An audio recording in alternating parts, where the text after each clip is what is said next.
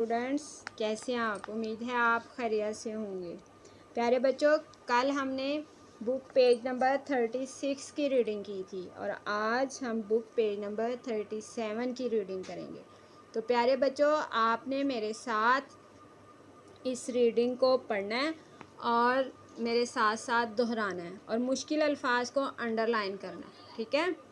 بادشاہ نے دونوں آدمیوں کو غور سے دیکھا، کچھ سوچا، پھر آہستہ آہستہ کہا، بکریوں کے گلے کی قیمت اتنی ہی معلوم ہوتی ہے جتنا کھیت والے کا نقصان ہوا ہے، اس لیے بکریوں کا گلہ کھیت والے کو دے دیا جائے تاکہ اسے کوئی نقصان نہ ہو اور لاپرواہی برتنے والے کو سزا بھی مل جائے۔ پیارے بچوں، لاپرواہی یعنی کہ پرواہ نہ کرنا، توجہ نہ دینا۔ تو لاپرواہی کرنے سے انسان کو نقصان ہوتا ہے، اس کو سزا ملتی ہے۔ اگر کوئی کام لاپرواہی کی وجہ سے خراب ہو جائے تو اس کو سزا اس کی ملتی ہے، اس کو نقصان ہوتا ہے۔ اس لیے کہتے ہیں کہ کام کرتے ہوئے دھیان اپنا کام پہ ہونا چاہیے، توجہ سے کام کرنا چاہیے، لاپرواہی نہیں کرنی چاہیے۔ بادشاہ نے یہ فیصلہ سنا کر اس لڑکے کی طرف دیکھا جو اس کے پاس ہی بیٹھا تھا۔ 12 برس کا یہ لڑکا بادشاہ کا بیٹا تھا۔ جب بادشاہ نے اس کی طرف دیکھا تو وہ کہنے لگا، بابا جان، آپ نے بڑا اچھا فیصلہ کیا ہے، مگر کیا؟ بادشاہ نے پوچھا۔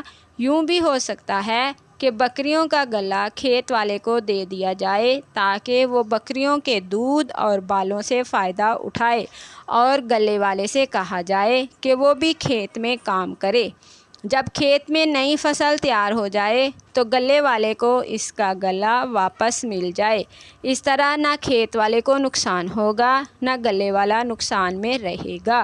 بادشاہ کو اپنے ہونہار بیٹے کا یہ فیصلہ بہت پسند آیا۔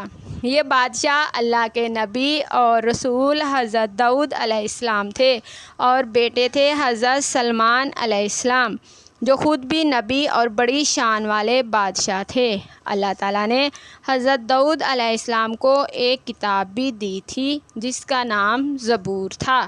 وہ جب اللہ تعالیٰ کی بڑائی اور محبت کے گیت گاتے تھے تو کیا انسان، کیا حیوان، سب پر ایسا اثر ہوتا تھا کہ ہوا میں اڑتے ہوئے پرندے اور دوڑتے بھاگتے جانور بھی تھم جاتے تھے۔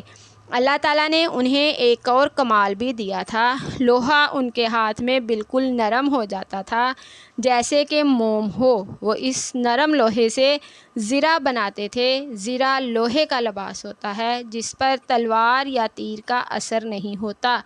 اسے جنگ میں دشمن کے حملے سے بچاؤ کے لیے پہنا جاتا ہے۔ حضرت داؤد علیہ السلام کی بادشاہت عراق، فلسطین اور اس کے آس پاس کے تمام علاقوں میں پھیلی ہوئی تھی۔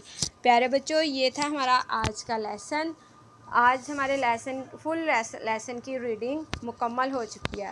تو پیارے بچوں، آپ نے اس کے املا کے الفاظ جو ہیں، مشکل الفاظ املا کے جو ہیں، ان کو اپنی کاپی پہ لکھنا ہے اور پورے لیسن کی ریڈنگ یاد کرنی ہے۔ اوکے۔